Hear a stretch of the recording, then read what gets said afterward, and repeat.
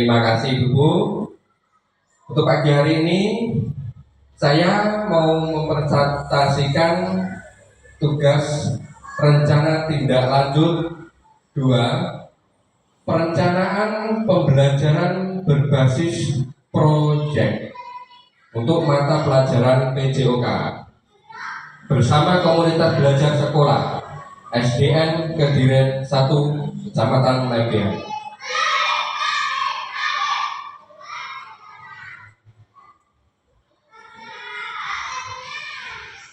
Untuk judul program atau kegiatan yaitu Healthy Movement Smart Generation, yang artinya gerakan sehat generasi cerdas. Implementasi proyek senam kreasi di sekolah untuk model pendidikan yaitu kebugaran. Untuk kegiatan ini termasuk kegiatan kokurikuler.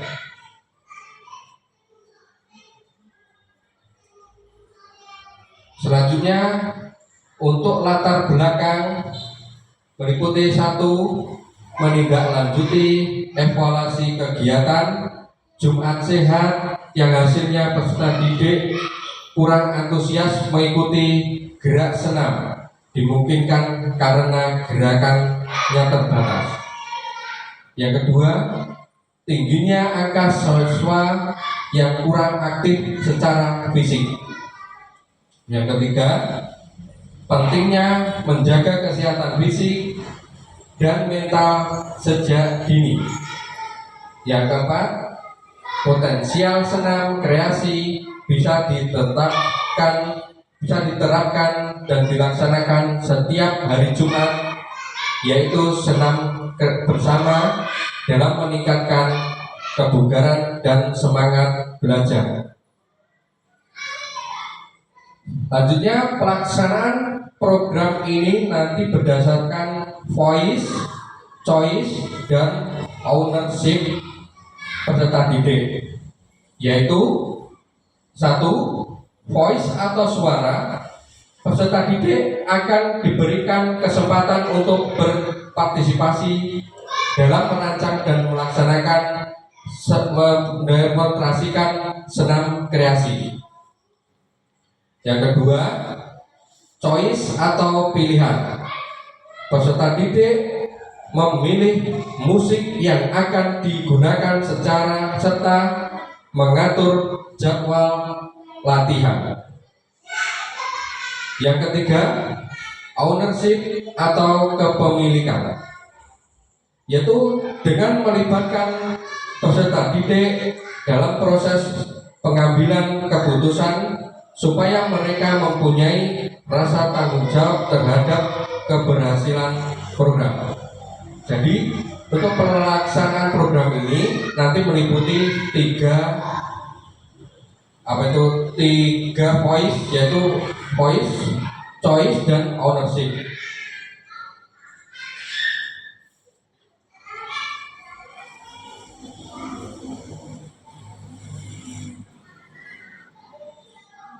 Terus untuk selanjutnya tujuan program yaitu 1.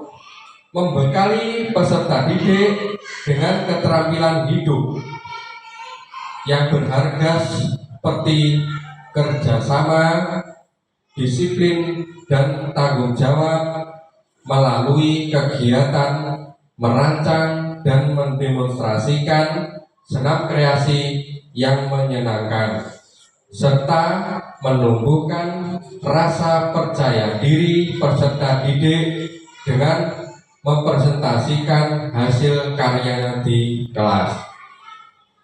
Tujuan yang kedua yaitu menciptakan lingkungan belajar yang inklusif, di mana setiap peserta didik merasa dihargai dan memiliki kesempatan untuk berkembang secara optimal. Tujuan yang ketiga itu meningkatkan kesadaran peserta didik akan pentingnya menjaga kesehatan fisik dan mental sejak usia dini. Jadi ada 3 itu ujiannya.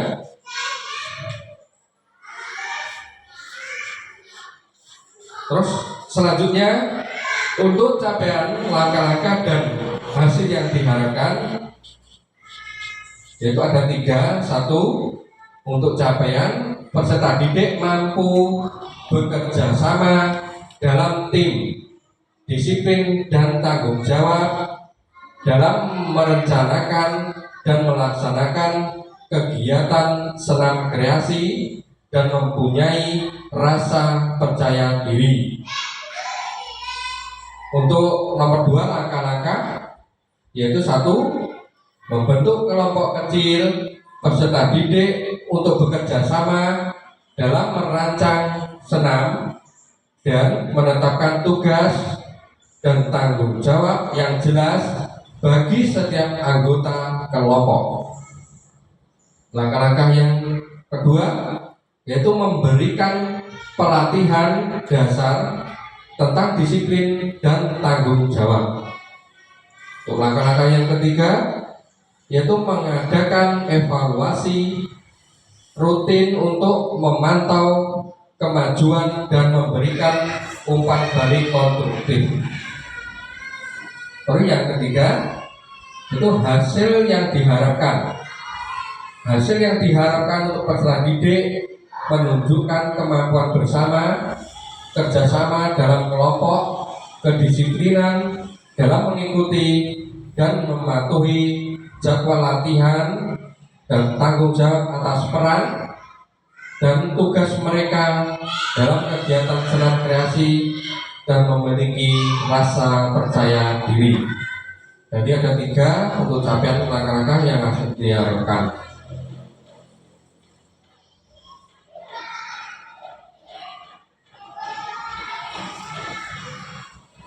Selanjutnya yaitu struktur program dan mitra dalam komunitas belajar, yaitu ada 4 program.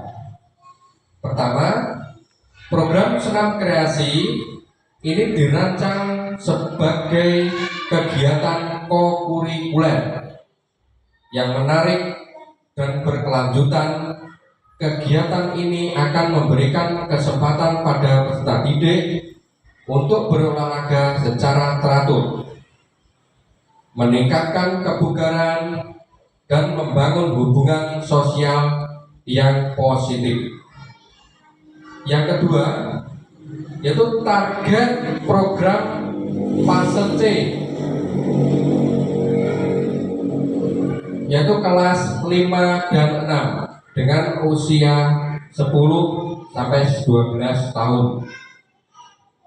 Untuk yang program ketiga, pengaturan program akan dilaksanakan di halaman sekolah atau dalam kelas jika cuaca tidak mendukung, di jam yang nanti disepakati antara peserta didik dan guru pendamping. Untuk program yang keempat, yaitu anggota komunitas belajar yang akan berkolaborasi, yaitu guru PJOK dan guru seni tari. Jadi untuk program ini nanti akan dibantu berkolaborasi dengan guru seni tari.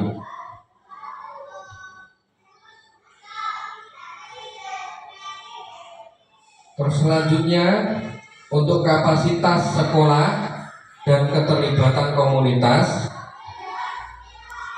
aset yang dimiliki SDN Kediri 1 yaitu meliputi aset manusia.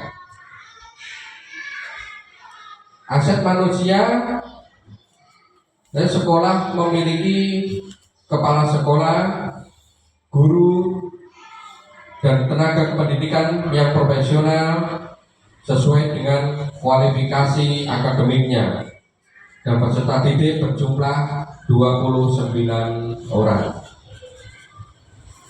Untuk nomor 2, aset sosial, yaitu komunitas belajar sekolah, hubungan antar peserta didik, Untuk aset nomor 3, aset fisik, yaitu sekolah memiliki halaman yang dapat difungsikan sebagai lapangan olahraga.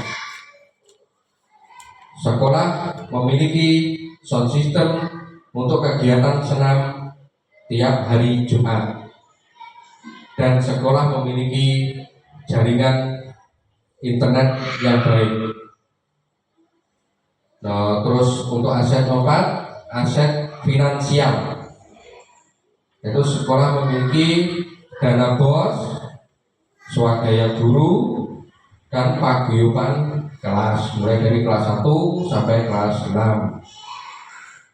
Untuk nomor 5 yaitu aset lingkungan, yaitu sekolah memiliki lingkungan yang bersih, nyaman, dan rindang.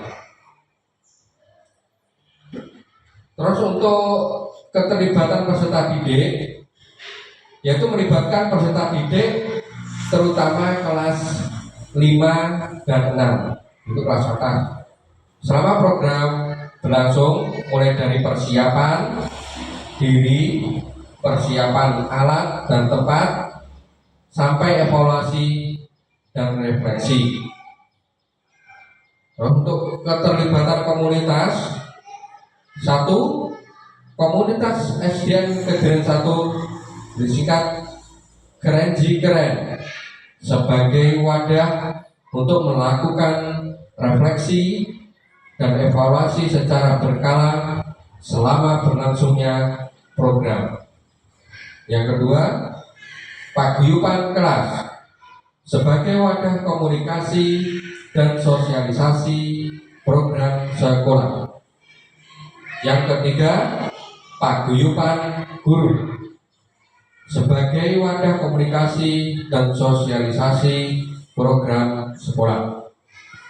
Ya, itu tadi asetnya ada 5, ya, meliputi aset manusia, sosial, fisik, finansial, dan lingkungan. Terus untuk keterlibatan stabilitas sudah ada, untuk keterlibatan komunitas juga sudah ada.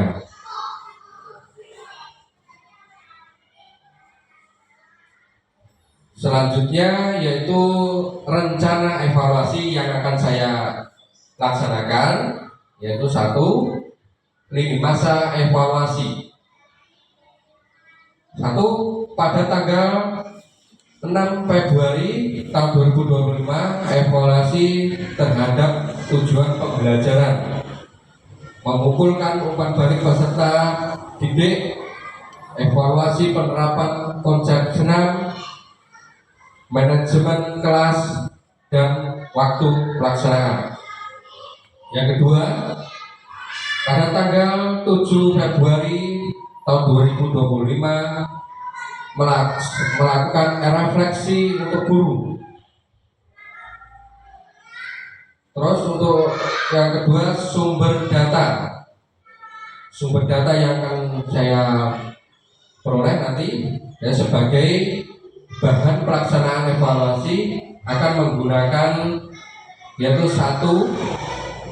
Evaluasi menggunakan observasi dan refleksi diri dari peserta didik dan guru PJOK. Yang kedua, peserta didik mengikuti program berdasarkan keikutsertaan aktif dalam program senam kreasi. Yang ketiga, guru PJOK yang terlibat langsung dalam program. Yang keempat, guru seni tari yang membantu dalam pelaksanaan program senam kreasi. Itu untuk rencana. Yang ketiga yaitu teknik pengambilan data. Teknik pengambilan data yang akan digunakan adalah 1. Observasi selama pelaksanaan kegiatan. 2. Wawancara dengan murid dan guru. Ketiga, refleksi dengan murid. Yaitu rencana tadi ada 3, yaitu di masa evaluasi, sumber data, dan teknik pengambilan data.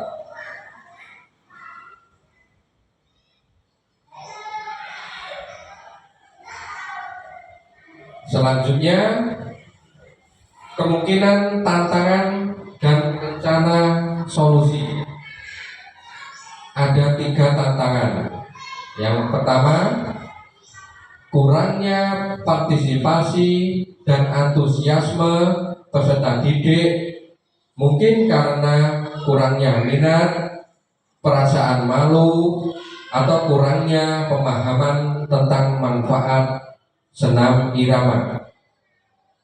Terus untuk solusinya, yaitu memberikan pendekatan personal kepada peserta didik yang kurang minat dan malu dengan memberikan motivasi dan menjelaskan manfaat senam kreasi. Untuk tantangan yang kedua, yaitu kesulitan dalam mengatur waktu dan jadwal yang mungkin berbenturan dengan jadwal pelajaran yang padat dan jam ekstrakurikuler. Untuk rencana solusinya, yaitu mengintegrasikan program ke dalam program PJOK dan berkolaborasi dengan ekstrakurikuler untuk mengatur jadwal. Terus selanjutnya, tantangan yang ketiga yaitu evaluasi dan pemantauan yang kurang efektif, kesulitan mengatur dan memantau perkembangan program secara berkala, dan alat evaluasi yang kurang tepat. Untuk cara solusinya, yaitu menetapkan jadwal evaluasi rutin untuk memantau kemajuan dan memberikan umpan balik yang konstruktif dan melakukan perbaikan jika ada kekurangan. Jadi dalam tantangan ada 3 serta solusinya.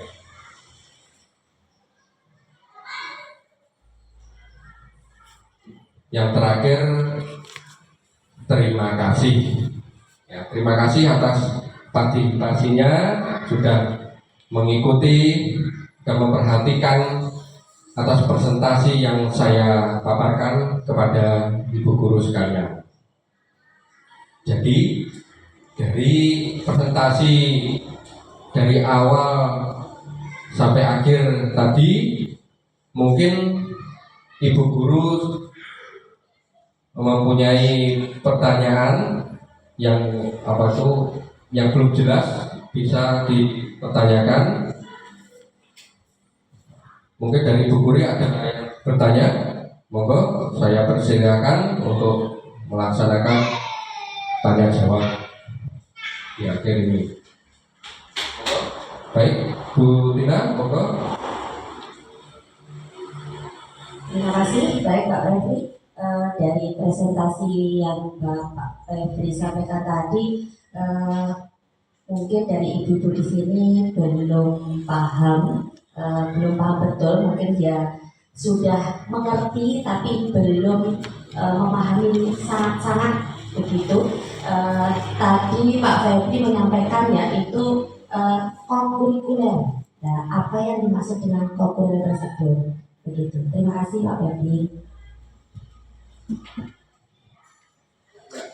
Ya, baik, terima kasih Bu Tina atas pertanyaan yang diberikan. Mungkin langsung dijawab atau ada pertanyaan lagi? Langsung dijawab ya untuk pertanyaan dari Bu Tina. Tadi mempertanyakan apa yang dimaksud dengan kokurikuler, yaitu kegiatan pembelajaran yang dilakukan oleh peserta didik untuk memperdalam, memperkuat, dan memperkaya pembelajaran intrakurikuler di kelas, seperti seperti P5 ya. Untuk pembelajaran kurikuler itu seperti P5. Contohnya bisa membaca kalistung, membaca, tulis, berhitung, itu termasuk kurikuler. Terus bakti sosial juga termasuk. Terus anak disuruh membuat tabungan sendiri dari hasil karyanya, itu juga bisa termasuk. Terus apa itu, tari, senam kreasi, senam tari itu termasuk kegiatan kokurikuler. Dan banyak lagi kegiatan yang dapat menumbuhkan bakat minat peserta didik. Ya seperti itu, mungkin kokurikuler. Mungkin ada ibu guru yang lain yang belum jelas atau ada yang bertanya, monggo. Baik, Bu Etik, monggo dipersilakan.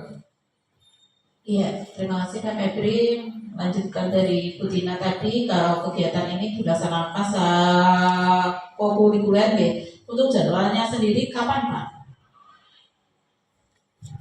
Ya, baik. Terima kasih Bu Etik atas pertanyaan yang disampaikan. Untuk jadwal kegiatan ini nanti saya akan laksanakan untuk puncaknya yaitu awal semester 2, yaitu bulan Februari tanggal 6 ya, tanggal 6 untuk acaranya kegiatan itu. Dan untuk latihannya bisa dilaksanakan sebelum liburan dan setelah liburan semester 1 ya, bisa dilaksanakan setiap hari Selasa dan hari Jumat.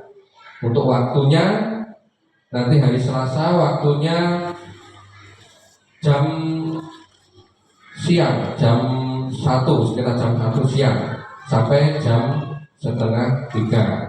Dan untuk hari Jumat nanti bisa dilaksanakan setelah sholat Jumat berjamaah untuk anak putra, dan untuk anak putri nanti bisa mengikuti. Itu mungkin dari Bu Etik sudah cukup pertanyaannya. Ya, terima kasih Bu Etik. Untuk yang lain, ya Bu Tina, monggo. Terima kasih Pak Febri. Dari jawaban Pak Febri tadi, untuk pelaksanaannya itu hari Selasa dan hari Jumat. Untuk hari Selasa itu jam 1 sampai setengah 3. Untuk SDN 1 di sekolah kita ini jam 1 sampai setengah 3 itu ada ekstra tari. Berarti itu nanti kolaborasi dengan guru tari gitu. Kalau ini berkelanjutan terus-menerus, apakah tidak mengganggu program tari yang telah diprogramkan oleh guru tari, sehingga apakah nanti hasilnya tari bisa maksimal karena setiap kegiatan ekstra mempunyai program tersendiri-sendiri. Apabila programnya Pak Febri selalu digabungkan dengan ekstra tari. Terima kasih.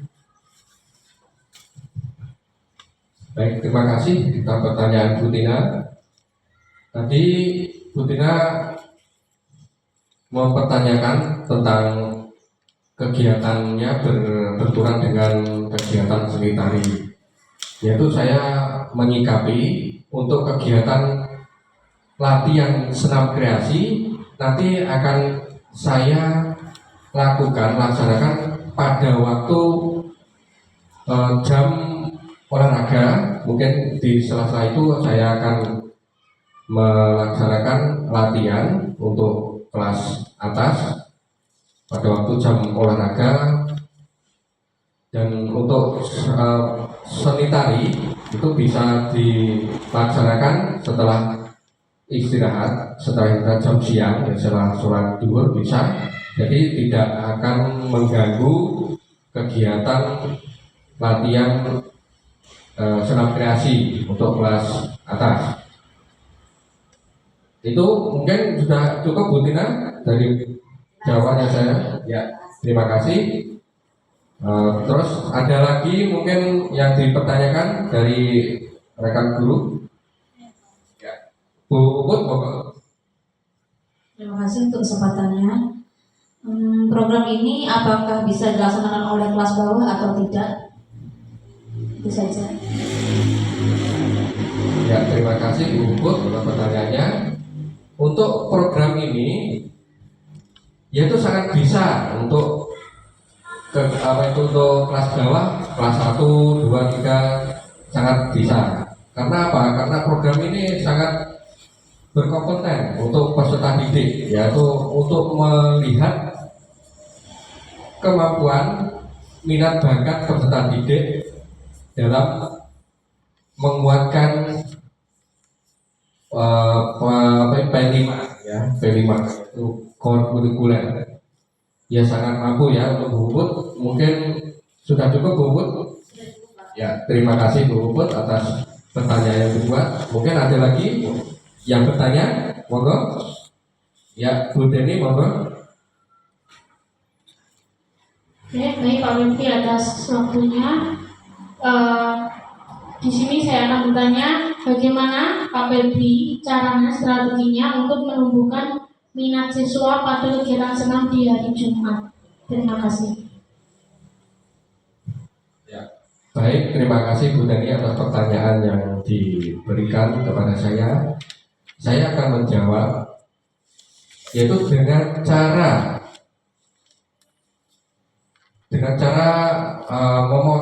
memotivasi peserta didik akan pentingnya kegiatan senam kebugaran untuk kesehatan tubuh, supaya peserta didik mempunyai percaya diri, supaya tidak malu dan memberikan memberikan inspirasi ke depan supaya peserta didik mempunyai keterampilan senam kreasi dan kegiatan berlangsung supaya dapat berjalan dengan baik. Terus memberikan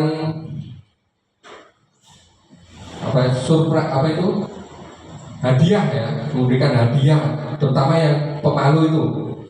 Pak Guru usahakan memberikan hadiah kepada peserta didik supaya mau untuk melakukan kegiatan senam dengan baik dan dapat dilaksanakan rutin setiap hari Jumat. Ya, untuk pertanyaan Bu Deni mungkin sudah cukup.